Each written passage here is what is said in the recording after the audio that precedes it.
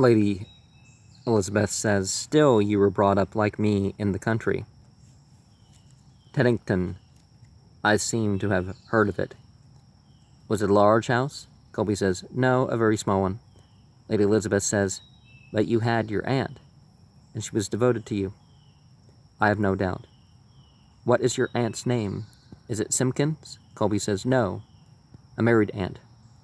A widow. Her name is Mrs. Guzzard." Lady Elizabeth says, "Guzzard? Did you say Guzzard? An unusual name." "Guzzard, did you say? The name means something to me. Yes, Guzzard. That's the name I've been hunting for." Colby says, "You may have come across the name before. Although, as you say, it is an uncommon one. You couldn't have known my aunt." Lady Elizabeth says, "No, I never met your aunt, but the name is familiar. How old are you, Colby?" Colby says, "I'm 25. Lady Elizabeth says, "25? What became of your father?" Colby says, "Well, I didn't have a father, you see. I was an illegitimate child." Lady Elizabeth says, "Oh yes, an illegitimate child. So that the only relative you knew was Mrs. Guzzard, and you always called her aunt." Colby says, "Why not? She was my aunt." Lady Elizabeth says, "And as for your mother?" "Miss Guzzard's sister, I suppose." Colby says, "Her sister, which makes her Mrs. Guzzard, my aunt." Lady Elizabeth said, "And are you quite sure that Miss Guzzard's sister, who you say was your mother, really was your mother?" Colby says, "Why, Lady Elizabeth, why should I doubt it? That is not the kind of story my aunt would invent." Lady Elizabeth says, "Not if she is your aunt. Did Miss Guzzard and Mr. Guzzard have any children?" Colby said, "They had no children of their own. That is to say, they had one little boy who died when I was very young indeed. I don't remember him. I was told about him. But I can't help wondering why you're so interested. There's nothing very interesting about my background. I assure you there isn't." Lady Elizabeth says, "It may be more interesting than you are aware of, Colby." There's a knock at the door, and she says, "Who's that?" Sir Claude enters and says, "Elizabeth, I was told that you were here with Colby, so I came over instead of telephoning, just to give him these notes. They're notes from my speech at the dinner of the Potter's Company." Colby says, "That's tomorrow night, I believe." Sir Claude says, "Yes, it is. But you know that I'll have to look to have my speech written out and then memorize it. I can't use notes. It's got to sound spontaneous. I've jotted down some headings just to see if you can develop them for me. With a few striking phrases. It should last about 10 minutes, and then we'll go over it tomorrow." Colby looks at the notes and says, "I'll try."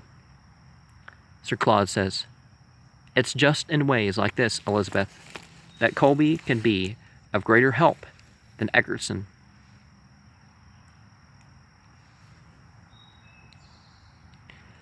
I couldn't have asked Egerton to write a speech for me. Oh, by the way, Colby, how's the piano?" Colby says, "It's a wonderful piano. I've never played on such an instrument. It's much too good for me." Sir Claude says, "You need a good piano. You'll play all the better." Lady Elizabeth says, "Claude." Sir Claude says, "What is it, Elizabeth?" Lady Elizabeth says, "I've just made a startling discovery. All through a name and intuition. But it shall be proved.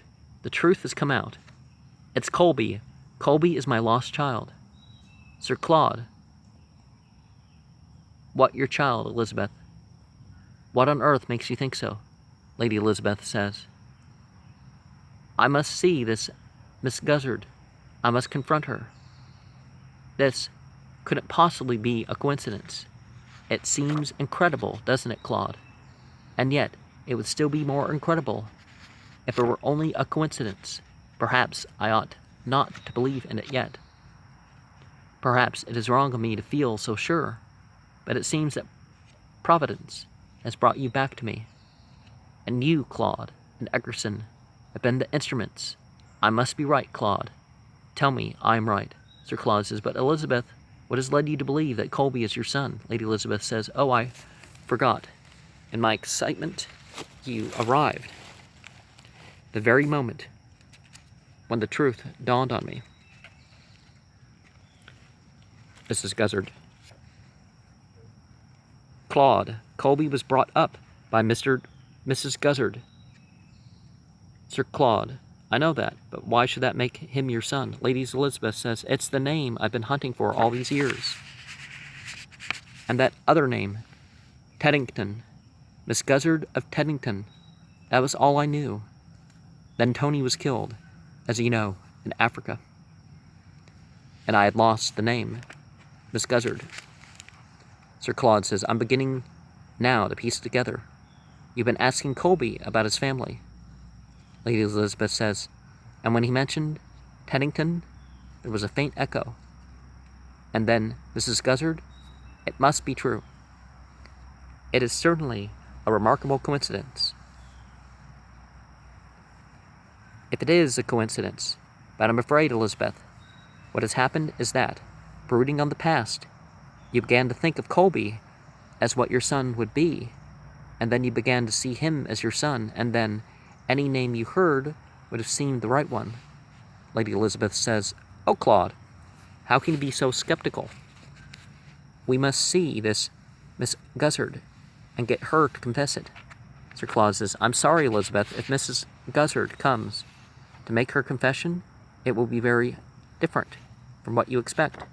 I'm afraid, Colby.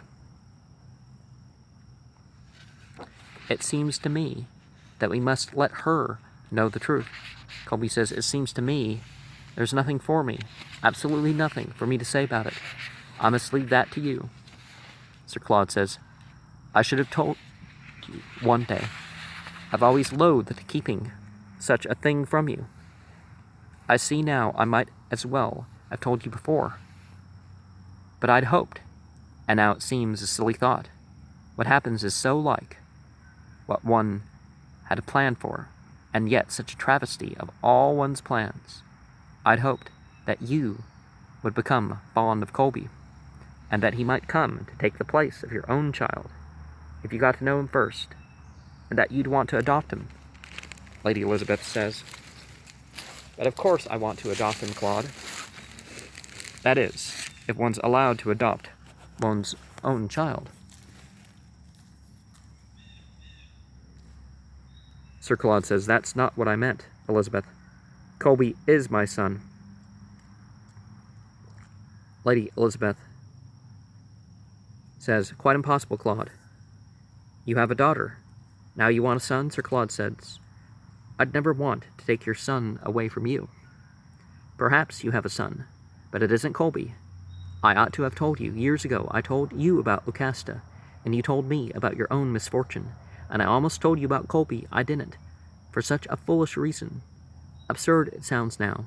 One child each. That seemed fair enough, though yours had been lost, and mine I couldn't lose. But if I had another, I thought you might think, and how many more. You might have suspected any number of children. That seems grotesque now, but it influenced me, and I found a better reason for keeping silent. I came to see how you longed for a son of your own, and I thought I'd wait for children of our own and tell her then. And they never came, and now I regret the decision bitterly. I ought to have told you that I had a son. Lady Elizabeth says, but why did you think that Colby is your son? Sir Claude said, Colby is the son of Miss Guzzard's sister, who died when he was born, and Miss Guzzard brought him up, and I provided for his education. I've watched him grow, and Mrs. Guzzard knows he's my son. Lady Elizabeth says, but where were you, Claude? When Colby was born. Sir Claude says, where was I? In Canada. My father had sent me on a business tour to learn about his overseas investments. Lady Elizabeth says, then how do you know that the sister had a child? Perhaps Mrs. Guzzard invented the story. Sir Claude says, why should she invent it? The child was expected. Lady Elizabeth says, in order to get money from you, perhaps. No, I shouldn't say that. But she had a child, left on her hands. The father had died, and she'd never been told the name of the mother. And the mother had forgotten the name of Mrs. Guzzard. And I was the mother, and the child was Colby, and Miss Guzzard thought that you would be happy to think you had a son, and would do well by him, because you did care for the girl, didn't you? Sir Claude says, yes, I did care very much.